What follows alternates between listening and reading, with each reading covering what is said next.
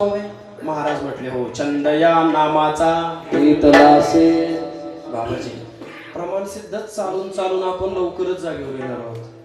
माझी मज झाली अनावरवाच्या छंद या नामाचा कोणती जागा होती ती इथं सांगण्यासारखी नाही तशी जागा. तरीही सुद्धा महाराजांचं चालू होतं श्रीराम जय राम जय जय राम श्रीराम जय राम जय जय राम श्रीराम. हो थोडं भजन चालू होतं. श्री विठ्ठल जय विठ्ठल विठ्ठल माझा मी विठ्ठलाचा. ऐका असं भजन चालू आहे पण चांगल्याची परीक्षाच राहते.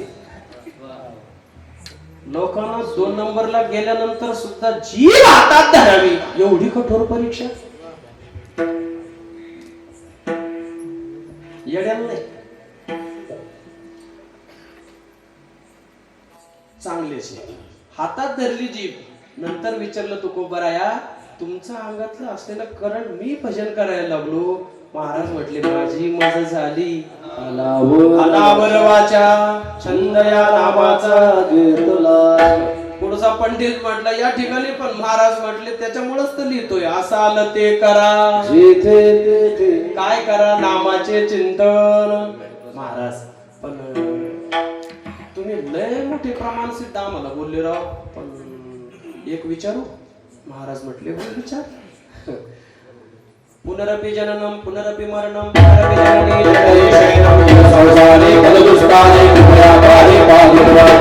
महाराज बहुता जन्मांती जन्मलासी नरा.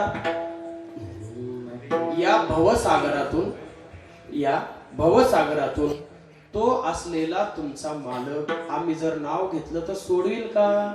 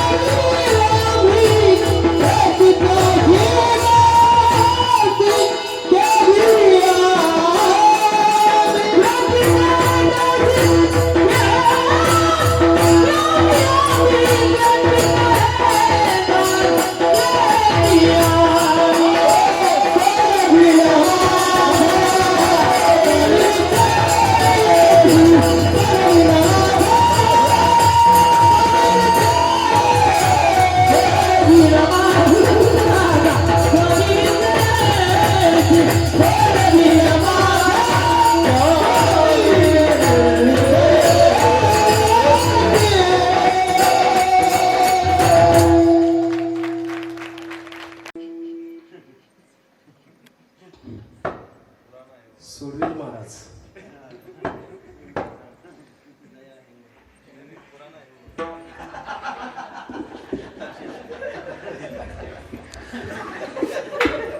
मंडळी चुकून फक्त मैकच माझ्या पुढे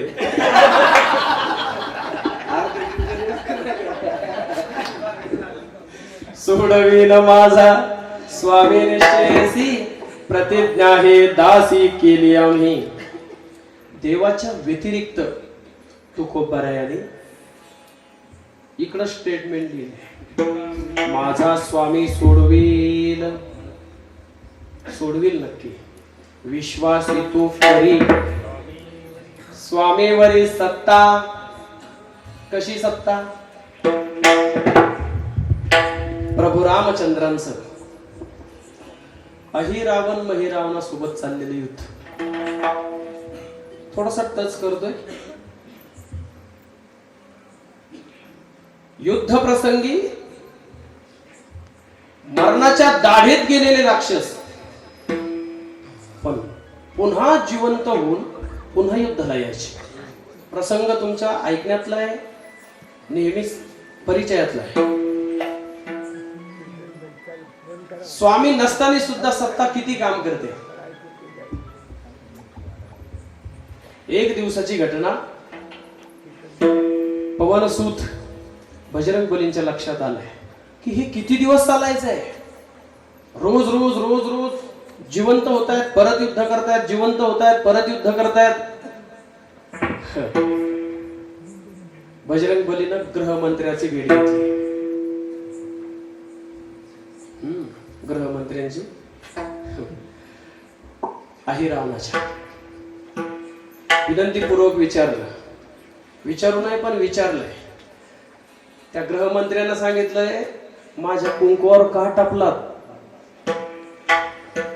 पण सात्विक होते. एवढा अनाचार मलाही सहन होत नाही, पण काहीतरी उत्तर मला अपेक्षित आहे, म्हणून मी आलोय. बजरंग बलीने सांगितलंय उत्तर देईल, पण एका अटीवरती. कोणती अट? तुम्ही ज्यांची सेवा करता, प्रभू रामचंद्र, ज्या दिवशी मी हे सगळं तुम्हाला गुह्य सांगेल त्याच क्षणाला माझा स्वतःचा नवरा गमवावा लागणार आहे, याची मला जाण आहे. फक्त एका अटीवर तुम्हाला सांगते की जर तुमचा मालक, या जगाचा ब्रह्मांड नायक, जर माझ्या असलेल्या पलंगावरती एक क्षणाकरता जरी येऊन बसत असेल तर मी तुम्हाला ही गुह्य गोष्ट सांगते.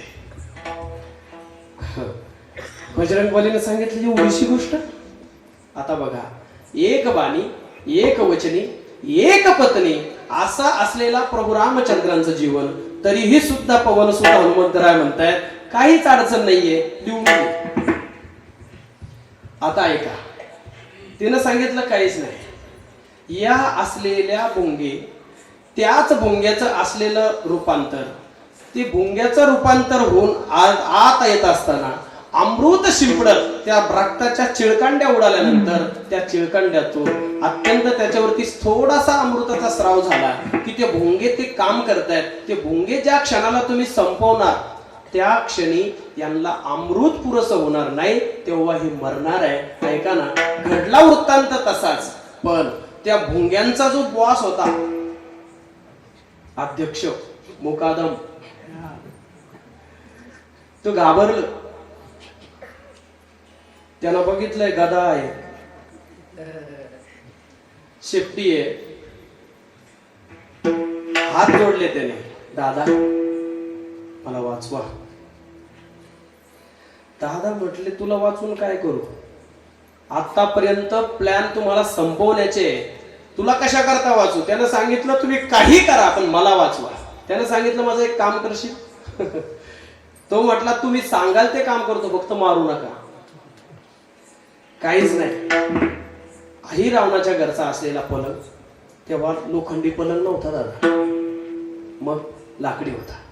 त्याला फक्त वरचा पापुडा ठेवायचा आहे, एवढं साधं काम. ते तर माझ्या डाव्या हातचा. हा झालंय, जीवदान दिलंय.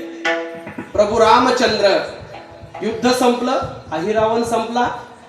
चला म्हटलं आता आपल्याला अयोध्यात जायचंय. पवनसूत काय म्हणताय माहितीये का, महाराज अयोध्यात नाही, मग आपल्याला इथं गावात जायचंय. म्हणजे कुणाच्या? म्हणजे ज्याला मारलंय त्याच्या घरी जायचंय. म्हणजे कशा करता? काहीच नाही. सगळा वृत्तांत सांगितला, काहीच बोलता नाही आलं. काळजी करू नका महाराज. आतमध्ये पाऊल ठेवला.